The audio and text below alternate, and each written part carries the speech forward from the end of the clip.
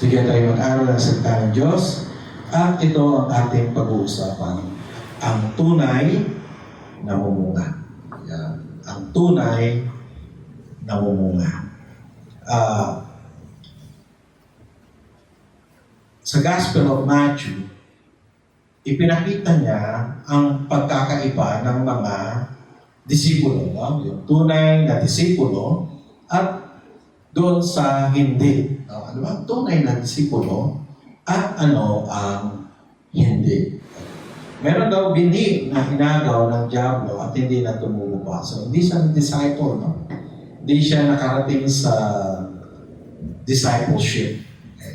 Sige po, next slide. Yan. Hindi siya nakarating sa discipleship. Kasi yung narinig niya na wala. Yung narinig niya, hindi tumanim. So, walang discipleship. Okay? Yung pangalawang binhi ay napunta sa batuhan. Tinanggap niya ang gospel, okay? Pero, mababaw ang lupa, agad na tiyo. Mababaw lang. No? Ito yung disipulo na mababaw lang pagtanggap sa Word of God.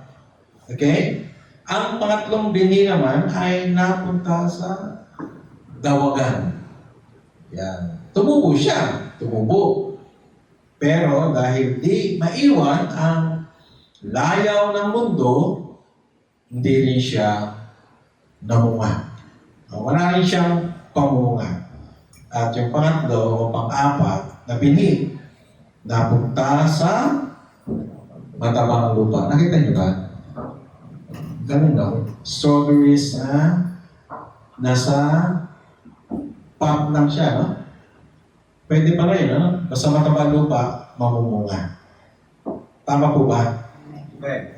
Pag matabang lupa, tinanggap ang Word of God, pinamuhay, tiyak na mamumunga. Kaya ang tunay na mumunga.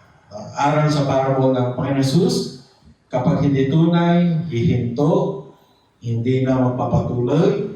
Ngunit kung ito'y tunay, ito ay magpapatuloy at mamumunga ng sagana. Can you say amen to that? Amen. Sa katibayan ng pagiging tunay, ang iyong pagiging disipulo ay ang pagpapatuloy. Sabi mo sa katabi mo, salamat, nagpapatuloy ka. Isa yun sa katibayan that you are a true believer, a true disciple of the Lord Jesus Christ. Ito ang nais bigyan diin, no? Ito yung ating pag-usapan ng kapatid ng Panginoong Hesukristo na si James. Sa kanyang letter, no? Kanyang letter sa mga mananampalatayang nasa diaspora, no? Nangalan, dumadaan sa pagsubok at pag-uusig, no? It is about James, okay? So, let's read James chapter 1, verse 1 to 3, okay? Ito, basahin natin sabay-sabay.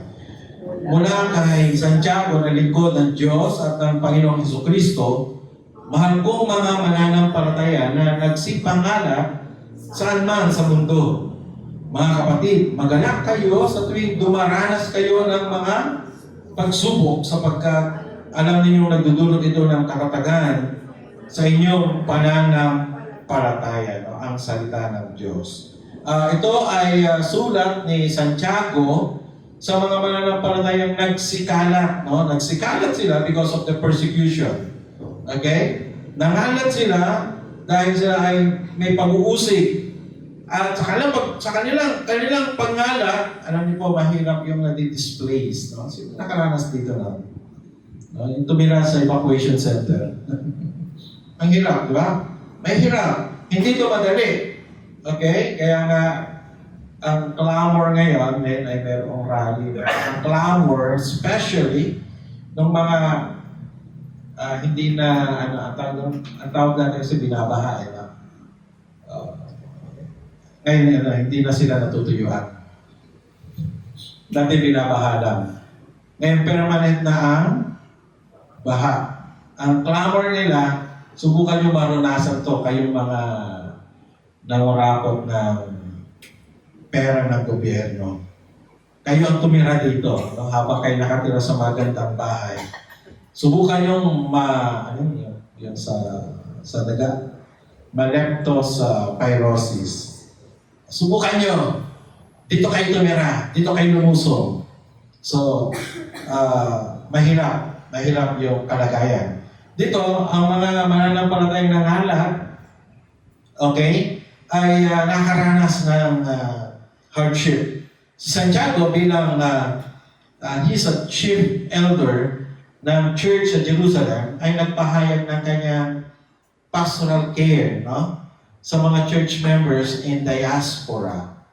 Okay? Next slide. Siya ay nagpahayag ng kanyang pagmamalasakit. Kaya isinulat niya ito.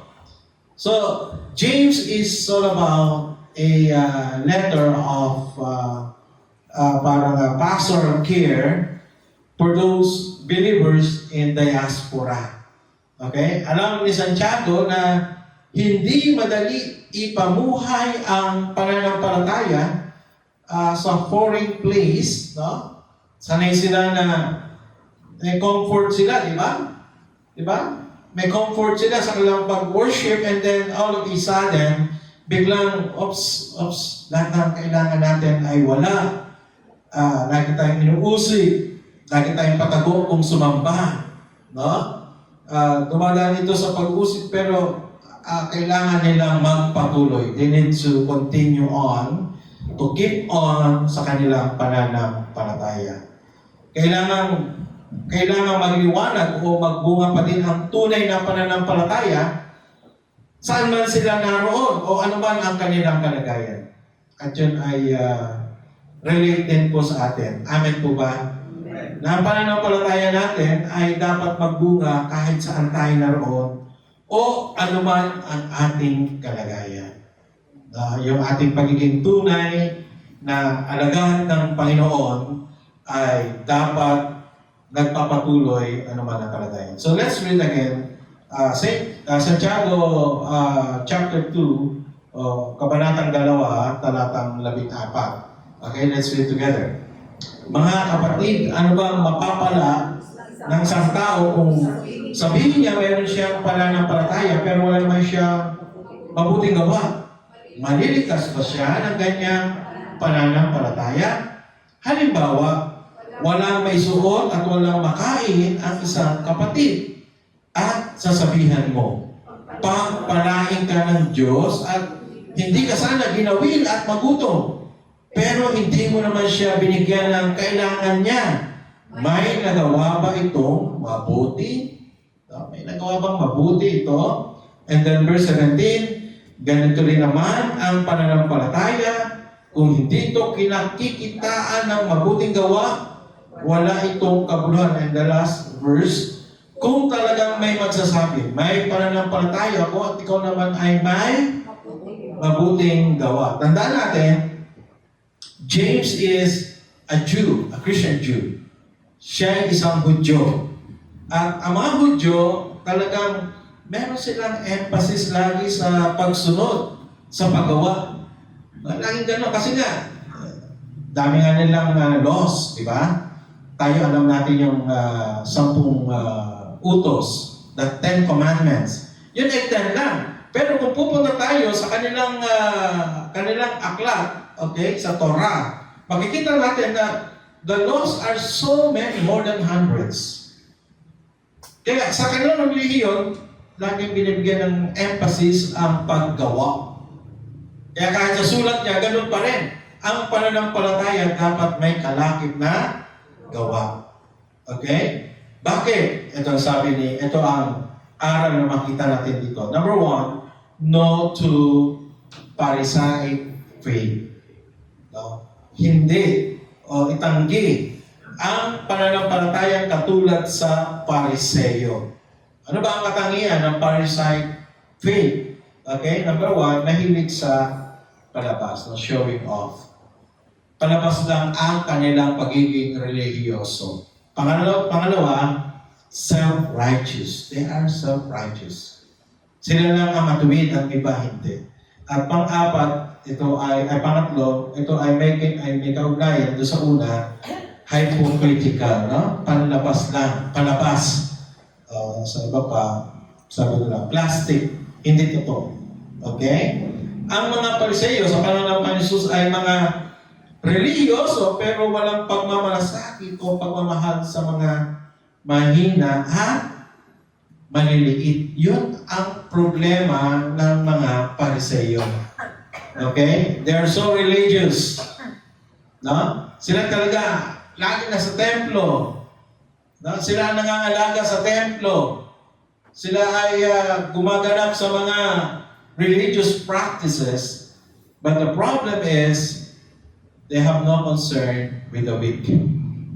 No concern with the marginalized people. Mga mahihina sa ating pang-word ngayon ay mga nasa laylayan. Yung mga nangangailangan, wala silang pakialam. Okay? At sa lumang tipan, binanggit na ito ni Yahweh, di ba? Ayoko na ng inyong mga awitan, ayoko na ng inyong mga pagdiriwang, ayoko na ng inyong, sabi ni Yahweh, yan ay puro ingay lang. Those are just noises. Why? Kasi hindi kayo nagbibigay ng katuwiran, ng hustisya sa mga nangangailangan. Naintindihan natin? So, dito, ipinapakita ng mga Pariseyo ay panlabas lang ang kanilang pananampalataya. Isang halimbawa ay makita natin sa Luke 18 verse 9. And let's read. Sige nga po, samahan niyo ako. May mga tao roon na matuwid ang tingin sa sarili at humahamak sa iba. Kaya sinabi ni Jesus sa kanila ang talinghagang ito.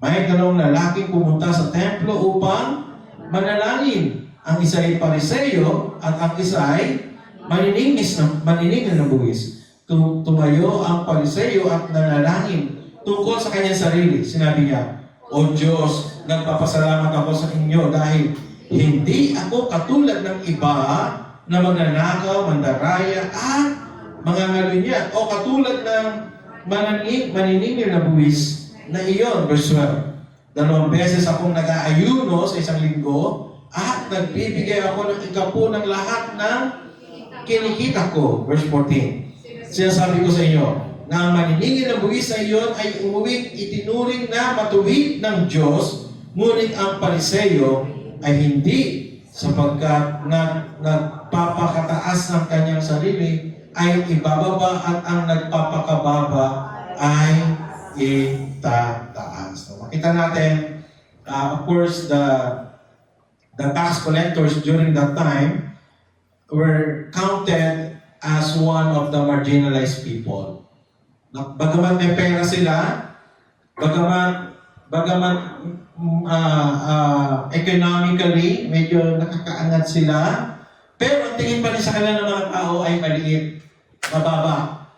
Actually, sabi nga, ang mga tax collectors o maniningil ng buwis ay hindi tinatanggap na witness sa court. No? Kasi ang tingin sa kanila, sinungaling. No? At sabi nga, kamag-anak ng sinungaling ay mga magnanakaw. Ang tingin sa kanila ng korte at sila'y iniiwasan ng tao. Kaya nga, kung maaalala nyo, si Zacchaeus, nung sinabi ni Jesus na pupunta ako sa bahay niyo, tuwan-tuwa siya. The first time. The first time na mayroong gusto pumasok sa bahay niya. As si Jesus pa. Di ba? So, yun ang nangyari. Ang mga Pariseyo ay matataas ang tingin sa sarili at sa iba ay mababa. Katulad dito. No? At isa yun sa katibayan that are self-righteous, no? At sila ay ang tingin sa sarili ay matuwid at iba ay hindi. Kaya ang pananampalatayang walang tunay na bunga ng pag-ibig, kundi pansarili lamang ay hindi tunay at walang kaligtasan. Listen, ang pananampalatayang walang tunay na bunga ng pag-ibig. Kasi ang turo ng Panginoon ay ibigin ang Diyos at ibigin ang kapwa gaya ng pag-ibig mo sa... Hindi na inutos ni Jesus, di ba? Inutos niya ba ibigin ang sarili? Hindi, di ba? Because naturally, we love ourselves. Hello? Tama? Pag nilatag ang isang buong Max fried chicken, anong parte gusto mo? Buntot? Leeg?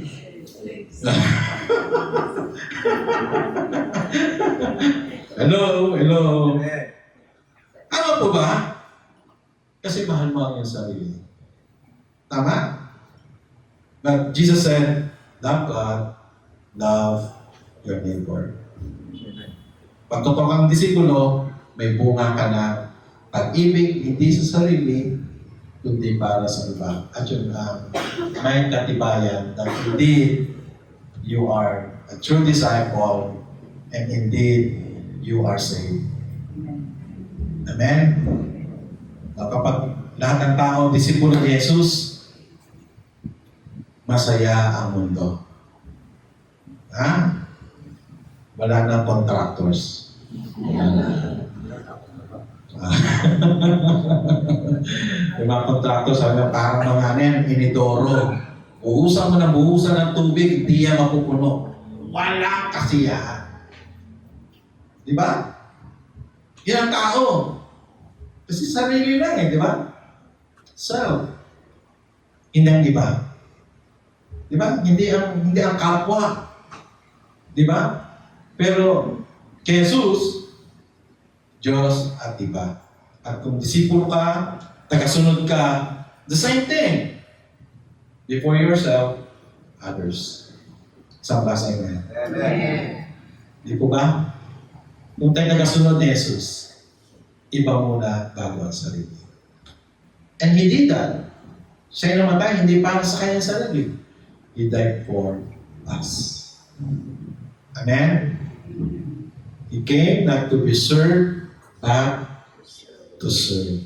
Verse 14, na Santiago 2:14. Sabay-sabay nga po, mga kapatid, ano bang mapapala ng isang tao kung sabihin niya, mayroon siyang pananampalataya, pero wala naman siyang mabuting gawa, maliligtas ba siya ng ganyang pananampalataya? So, ibig sabihin, meron talagang mga hindi totoong pananampalataya dahil ang tunay na pananampalataya may bungang gawa. Tandaan natin, hindi mabuting gawa ang nagbubunga ng pananampalataya. Mali po yun. Ang tunay na pananampalataya, tiyak may bungang mabuting gawa. Amen? Amen. So, pangalawa, kung no to Pharisee faith, and then therefore, number 2, and let's read together, yes to genuine faith. Yes tayo sa totoong pananampalataya. Ito mabasa natin sa Lucas 10:30. Ito ay isang illustration din about what is genuine faith. Ano ba ang totoong pananampalataya? Okay, according to the issue of James, no? Sige, basahin natin. 10:30 ng Luke. Sabay-sabay. Sumagot si Jesus, may isang tao naglalakbay mula sa Jerusalem papuntang Jericho. Inahan siya ng mga tulisan, pinubaran, pinugbog, at iniwang halos patay na. 31. Nagkataong dumaan doon, isang paring Hudyo, na makita ang tao nakahandusay, lumis siya at nagpatuloy sa kanyang paglakad. Dumaan din ang isang Levita, ngunit na makita niya ang taong binugbog. Lumis din ito at nagpatuloy sa kanyang paglakad. Ngunit may isang Samaritanong naglalakbay na napadaan doon. Na makita niya ang biktima, siya ay naawa. Nilapitan niya ito. Binuhusan ng langis at alak ang mga sugat at binendahan. Pagkatapos isinakay niya ang lalaki sa kanyang asno at dinala ito sa bahay panuluyan upang malagaan siya doon. Balikan natin yung verse 31. Ang unang dumaan, sige, balik tayo muna sa 30. Okay, sa 30. May linya dyan na nagsabi, may isang naglalakbay mula sa Jerusalem. Sa English, a person going down. Ito, inano niya na kung saan galing, no? Kumbaga, galing sa templo. May isang linya dyan na nagsasabing, this person, this victim, came from the temple in Jerusalem. Galing sa templo, kumbaga, kakasimba niya pa lang. Pagsimba niya, pauwi na siya ay ninakawang. Verse 31, makita natin, meron din isang paring galing din doon. Nandun din yung linya na yan, going down. Ibig sabihin, he came from the temple, yung pare. Pero, kasi simba niya pa lang, paglabas siya ng simbahan, may nakita siyang nangangailangan, lumihis siya. Okay, sabi dyan, lumihis siya. Okay, verse 2, ganoon din yung Levita. Levita ay mga naglilingkod sa templo. Galing din ang templo, pero ang ginawa niya rin, makita niya yung biktima, lumihis din siya. Lumihis din siya. So, these three persons came from the temple. Kumbaga, itong tatlong taong ito, mga katatapos lang magsimba. Yung pari, yung Levita, yung biktima, lahat sila galing sa templo. Marahil, most probably, patapos lang magsimba. Pero, yung isang binanggit doon, tanda natin, sila'y galing sa isang relihiyon, sila'y galing sa isang lahi. Okay? They came from the same religion and the same race. Pero walang pakialam sa isa't isa. But another person, a stranger, maybe a businessman, ang kanyang trabaho ay trade, kaya siya pa lakad-lakad kung saan-saan. Ganyan mga negosyante, hindi ba tahimik? Naglalakad kung saan-saan at nadaanan yung biktima. At siya ang tumulong. Ang tunay na pananampalataya ay hindi lamang nagbubunga ng mabuting bunga sa loob ng bahay-sambahan. Do you agree with that? Minsan, inisip natin, magbunga tayo in the church, in the gathering, inside the worship place. Pero dito, nakita natin, yung mga galing sa pagsamba, siya pang walang pakialam. Kaya ang tunay na pananampalataya ay magbubunga ng mabubuting bunga, ito man ay sa loob ng bahay-sambahan o sa labas. Sa tahanan, trabaho, paaralan, o saan man. Isang klase niyan. Pag tunay ang pananampalataya, saan ka man naroon, katulad ng Samaritano na halimbawa ng Panginoon Kristo sa kanyang parable, na nasa labas siya ng simbahan, hindi siya galing sa simbahan, pero nung makita niya may nangailangan, hindi siya nagdalawang isip tulungan kahit pa ito hindi kalahi.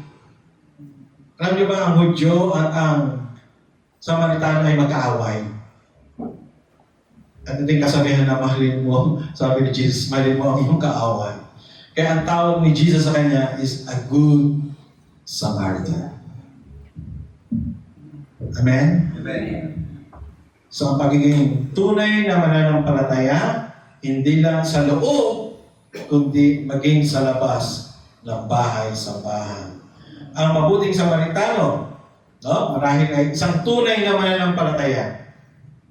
I do believe, kasi Jesus Himself, used this parable.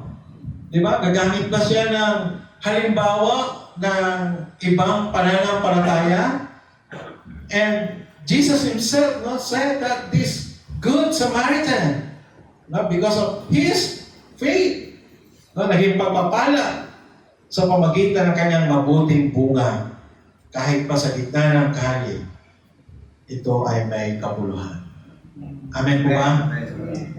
Yung pananampalataya mo, kapag ikaw ay asin at ilaw, may pakinabang sa iba. Amen po ba?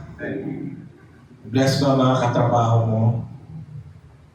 Bless ba sa iyo ang mga ka-eskwela mo, yung mga estudyante rito? Bless ba sila sa iyo? Bless ba yung mga kasambahay mo? Hello? Napapagpala ba ang kapitbahay mo sa buhay mo? Pag tunay ang pananampalataya mo, may pakinabang ang iba. Isang rasa ngayon. Pag hindi, walang kabuluhan to sa iba. Kaya nga, ang isang tunay na pananampalataya ay katulad ng isang binhi na itanim sa matabang lupa. Tiyak itong magbubunga ng maraming mabubuting gawa. Isang palasa ngayon. Katulad ng ating anniversary 10, kapag Jesus ka nakatugtong, if you are connected to Jesus, the true vine, you will be fruitful. Amen? Kanino ka nakatugtong? Sino ang iyong sinusunod? Kanino kang disipulo? Tunay ka bang disipulo ni Jesus? Mabubuka ka. Tagdan mo yun. Tagdan natin, we are not a Sunday Christian religion. No? Di lang tayo Kristiyano tuwing linggo. Tama po ba? Tandaan natin na ang pananampalataya natin ay hindi ipinapamuhay 2 oras tuwing Sunday, kundi ang pananampalataya natin ay araw-araw. Saan man dako. Kaya nga po, pagsamba, hindi lang talaga 2 hours every Sunday. Worship is every day. Every time we follow Jesus, every time we live out the gospel, ipabuhay ang mabuting balita, every time we let other people to experience the good news, hindi naman nangihingi ang Diyos ng mabibigat na requirements, no? Sabi niya, kahit pag-abot lang ng isang basong tubig. Hello? Actually, kahit pag-ngiti mo lang sa iba. Actually, pagtapik mo lang ng iyong kamay sa balikat ng ibang may problema. Hello? As long as we live out His gospel of love, His gospel of mercy,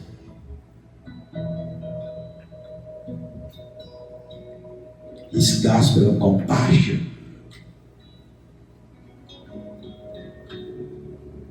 nararanasan na ng iba ang mabuting bunga dulot ng ating pagiging disipulo ng ating Panginoon. Let us pray. Father in heaven, we thank you for your love. Thank you for your compassion. Kami ang unang nakaranas, Panginoon. We don't deserve, Lord, ang pag-ibig mo. We don't deserve that, Lord God. Pero salamat, Panginoon, dahil naparito kayo upang hanapin ang mga naliligaw, hanapin ang mga nawawala. Salamat na tagpuan mo kami.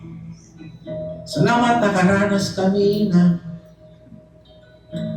kapangyarihan ng mabuting balita. Salamat, Panginoon.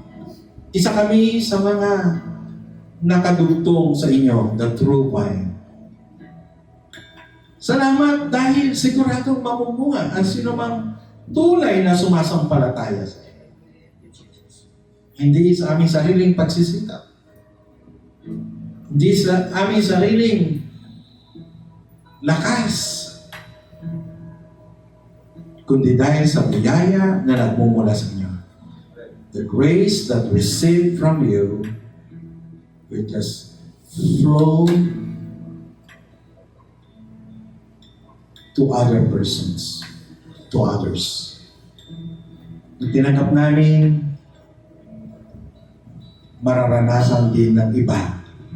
Sa pamagitan ng buhay na ito na inyong binago, inyong pinagpala, inyong pinagkalooban ng inyong grasya at biyaya. Dahil nga po ang mga tumanggap, kailangan magbigay din sa iba. And Jesus this morning, praying na lumakad kami bilang mga tunay na disipulo mo, Panginoon. Lumakad ayon sa iyong kalooban. Ang lahat ng makakasalunguhan namin, saan man kami naroon, sa bahay, sa eskwelahan, sa trabaho, ay makaranas ng pagpapala. Salamat po, Panginoon. Mahirap namin itong gawin, but through the help of the Holy Spirit and through your grace, this will happen. Ito'y mangyayari. Sa araw-araw, isusuko namin ang buhay na ito sa iyo. At lagi namin sasabihin, let your will be done sa buhay na ito. Praying also, Lord, for those who are sick. Praying for Jackie. Complete recovery sa kanyang sakit sa kamay. Provision in the name of Jesus. Fast healing, fast recovery in Jesus' name. In the name of Jesus. Salamat po, Panginoon. Praying for our brethren abroad, those who are in Hong Kong, those who are in Australia, in UK, in Canada, in US, in New Zealand, in the Middle East, in Singapore, in the Indian Ocean. Lord, we pray for your comfort, your protection, guidance, wisdom, in the name of Jesus. Sa ngalan ng Panginoon Kristo, iingatan mo sila na hindi magkasakit. Pagkalooban mo sila ng lahat nilang pangangailangan. Pagtagumpay mo sila sa anumang pagsubok sa buhay. Also praying for our brethren here, bawat isa na nag-represent na kailang pamilya. Pagpalain mo kami, Panginoon. Samahan mo kami, Panginoon. Ipagkaloob lahat ng aming pangangailangan. Panginoon, ingatan mo kami sa bagyong darating. Lukuban mo kami ng iyong makapangyarihang dugo. Ang bawat tahanan, Panginoon, lukuban mo na yung makapangyarihang dugo, maiwas sa anumang kapahamakan in the name of Jesus. Yung mga naghahanap buhay, Panginoon, bigyan ng talino, i-promote mo sila, Lord. Habang ginagawa nila may katapatan ang kanilang trabaho, Panginoon, ikaw ang mag-angat sa kanila. Mga naghahanap ng trabaho, Lord, guide them, Lord, sa pinaka maganda, mainam na trabaho para sa kanila. Salamat, Panginoon, dahil talino na bumula sa inyo ay laging tiyak. Dalangin din ng mga nasa tahanan na nag-aalaga, nag-aaruga ng kailang pamilya, kalakasan, kalusugan sa bawat araw, aking dalangin para sa kanila. Sa mga nag-aaral, katalinuhan nagmumula sa iyo at iwas sila sa impluensya ng mga masasamang barkada at eskwela in the name of Jesus. Iwas niyo sila sa mga bully. Iwas niyo sa mga batang masama ang pakikitungo sa kapwa. Dalangin din namin, Panginoon, yung mga nasa mass protest today. Panginoon, ingatan niyo yung mga tao yun, nawawalang pagkakagulo. This is not about parties, this is not about political parties, This is not about political personality. This is all about fight for corruption, fight for injustices in the name of Jesus. And let your shalom reign on us, Lord. May the Philippines experience your shalom. Panginoon, iparanas niyo sa aming henerasyon ang iyong shalom. Not only peace, but also provision, abundance. Panginoon, paranas mo sa henerasyon ito. Mag-raise ka ng pinuno na may takot sa iyo. Pinuno na ang purong nais maglingkod lang sa kapwa. Panginoon, dalahin ko, mangyari ang justisya sa Pilipinas. Maparusahan mga nang-aabuso. Makulong mga nang-aabuso. At naibigay sa tao ang para sa tao. Salamat, Panginoon. Because you are God of justice. And this time, Lord, God mo yung mayamang basbas, bendisyon sa bawat sa amin. Nawa, lagi kami pakapuspusin ng banal na Espiritu pa maganap namin na may buong kalakasan, ang iyong nais na kami mamunga ng mabuting gawa para sa iba. Ipagkakaloob mo lahat ng pangangailangan namin sa bawat araw. Huwag mo pagkulangin ang bawat bahay sa bayan. Ang bawat sambahayan. Bawat tahanan. Maranasan ang kagalakan at kapayapaan mo. Maranasan ang iyong proteksyon. Maranasan ang iyong kalapitan, ang iyong pabor. At ibalik lahat ng papuri, pagdakila, pagluwalhati sa pangalan ng Ama, ng Anak, at ng Espiritu Santo. Amen. Amen. At Amen.